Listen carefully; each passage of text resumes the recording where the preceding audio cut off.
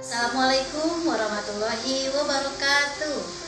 Yang terhormat Dr. Hajah Isana El Kuluku MPD serta rekan-rekan sekalian. Problematika pendidikan yang ada di Indonesia sangatlah banyak. Salah satu di antaranya adalah rendahnya relevansi pendidikan terhadap tuntunan masyarakat. Nah, pada kesempatan kali ini saya akan membahas apa penyebabnya, kemudian bagaimana solusinya. Mari simak tayangan berikut ini. Apa ya konsep relevansi pendidikan? Konsep relevansi pendidikan adalah pendidikan pada dasarnya adalah upaya melestarikan nilai-nilai budaya dalam masyarakat. Hampir semua orang dikenai pendidikan dan melaksanakan pendidikan. Sekolah sebagai lembaga fungsional yang dititipi oleh masyarakat untuk melakukan fungsi pengembangan potensi individu untuk mencapai cita-cita dan melestarikan nilai-nilai budaya, mendapat masukan besar dari masyarakat. Selanjutnya, apa sih relevansi pendidikan itu? Relevansi pendidikan merupakan kesesuaian antara pendidikan dengan perkembangan di masyarakat. Misalnya, lembaga pendidikan tidak dapat mencetak lulusan yang siap pakai. Masalah relevansi ini pada prinsipnya cukup mendasar.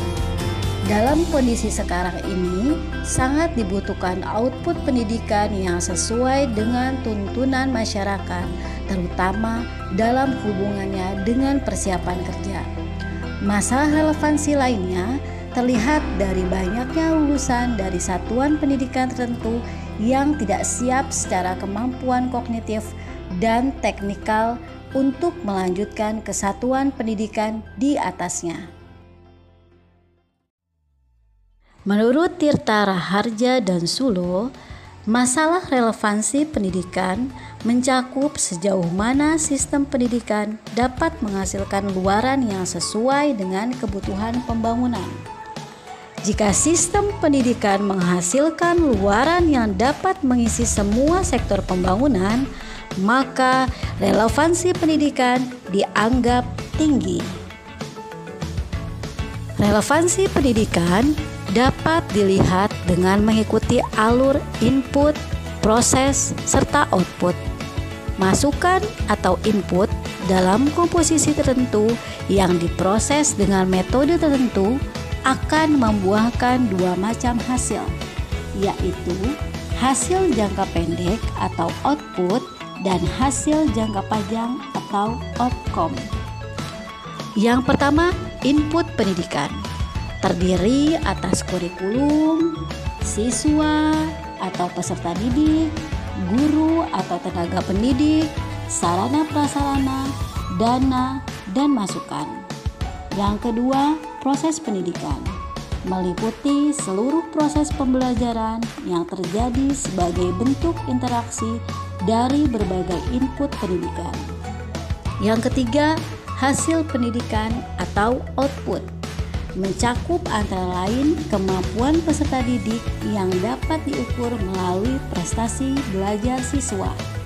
Yang keempat, outcome pendidikan antara lain peningkatan mutu lulusan yang dapat dilihat antara lain melalui jumlah lulusan yang melanjutkan ke jenjang pendidikan berikutnya dan jumlah lulusan yang dapat bekerja.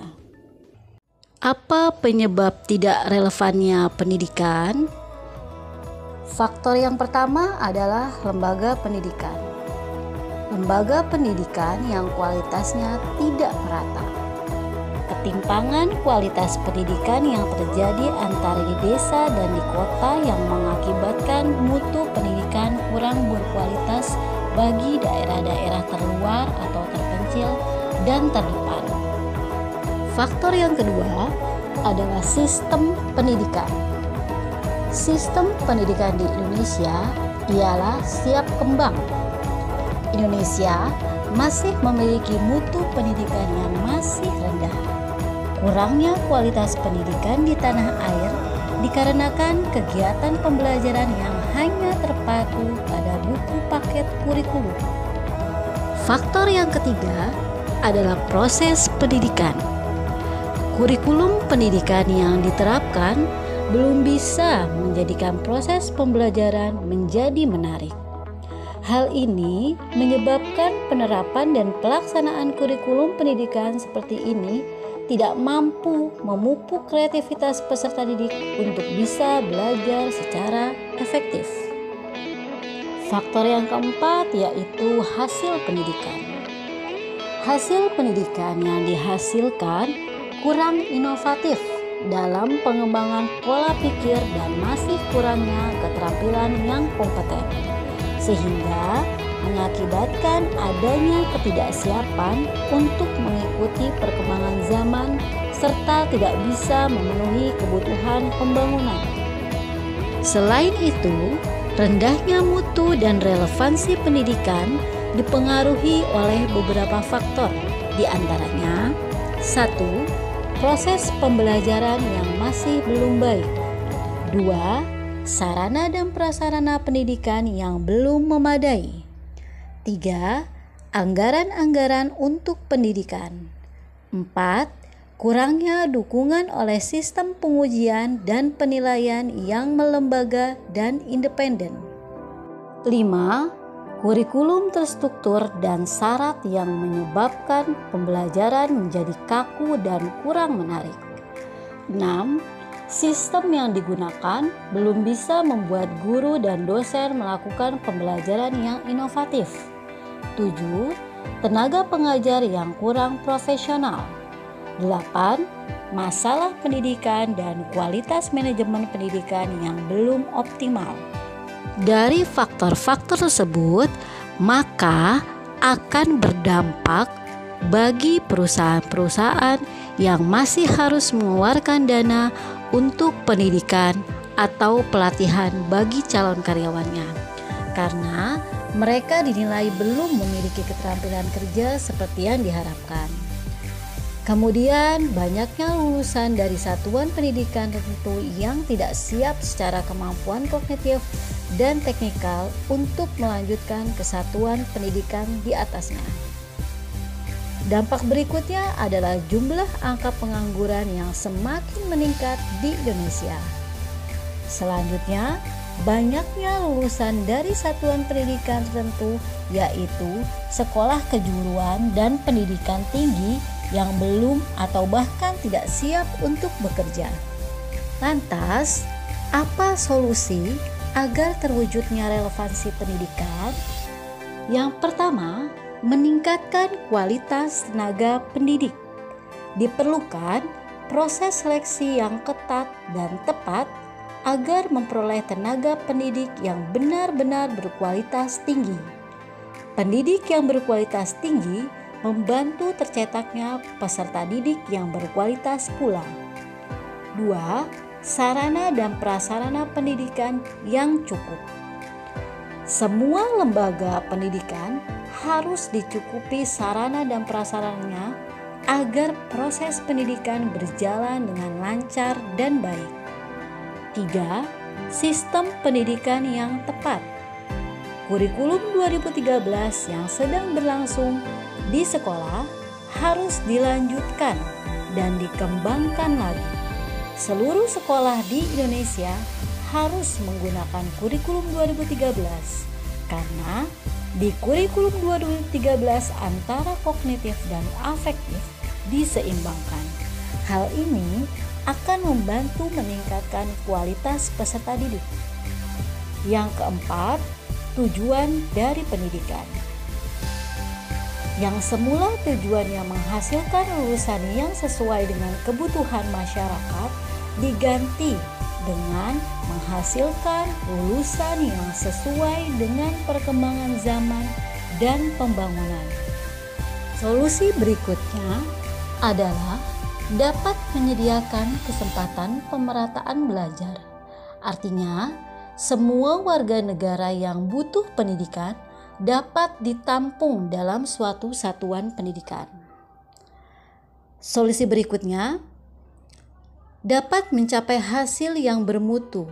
Artinya, perencanaan, pemrosesan pendidikan dapat mencapai hasil sesuai dengan tujuan yang telah dirumuskan. Solusi berikutnya, pelaksanaan kegiatan kurikuler dan ekstrakurikuler dilakukan dengan penuh kesungguhan dan diperhitungkan dalam penentuan nilai akhir ataupun kelulusan. Berikutnya, memberi perhatian terhadap tenaga kependidikan, prajabatan, dan jabatan. Lalu, apa upaya untuk memperkuat relevansi pendidikan? Yang pertama, menciptakan lapangan pekerjaan untuk para lulusan-lulusan baru, khususnya tamatan kejuruan. Yang kedua, membuka pelatihan-pelatihan khusus, baik keterampilan maupun kursus. Yang ketiga, pemerintah menentukan kembali kurikulum pendidikan yang sesuai dengan kebutuhan ketika akan memasuki dunia kerja. Yang keempat, memperluas dunia kerja dari berbagai aspek kehidupan yang bisa menjadi kebutuhan. Demikian yang dapat saya sampaikan. Mohon maaf bila masih terdapat banyak kekurangan. Pisau diasah pagi-pagi, bawa ke kebun untuk membabak. Berakhir sudah kontenku ini. Semoga bisa memberi manfaat. Wassalamualaikum warahmatullahi wabarakatuh.